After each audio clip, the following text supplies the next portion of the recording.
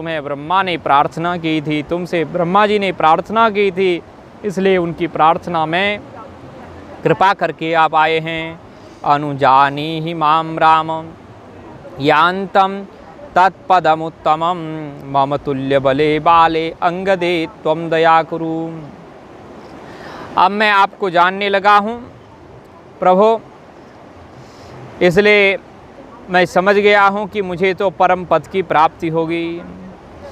अब मैं आपके सर्वश्रेष्ठ परम धाम को जा रहा हूँ। हे राम, आप कृपा करें।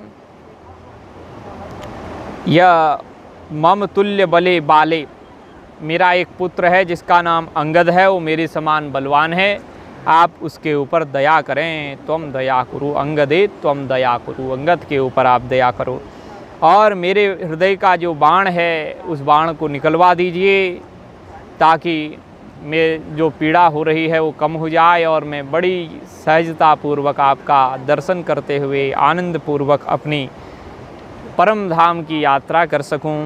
त्यक्त्वा तद्वानरम देहम, कुछ ही क्षण में बाली ने अपने बानर देह को त्याग दिया राम जी का दर्शन करते करते। महादेव जी कहते हैं, बाली रघुत्तम सराभिहतो विवृष्टो रामेण शीतल करेण सुखा करीणम। बाली का प्राणांत हुआ, लेकिन जिस समय बाली को प्राणांत हो रहा है उस समय भगवान श्री राम अपने शीतल कर से, शीतल हाथ से बाली का स्पर्श कर रहे हैं, सुख स्पर्श कर रहे हैं, बड़े अच्छे ढंग से सहला रहे हैं। बाली रघुत्तम सराभिहतो विमृष्टो, बाली का निधन राम जी के बाण से हुआ है और बाली का देह का स्पर्श भगवान श्री राम अपने कोमल हाथ से कर रहे हैं। सद्यो विमुच्य कपिदेहम अनन्य लभ्यम प्राप्तः परम पदम परमहंस गणई दुरापम। कहते हैं शीघ्र ही अपना बानर देह बाली ने त्याग दिया और फिर उस परम श्रेष्ठ पद को प्राप्त हुआ जो किसी के लिए भी दुर्लभ है। परम का अनन्य लभ्यम, जो किसी अन्य ने नहीं प्राप्त किया, केवल बाली ने ही प्राप्त किया।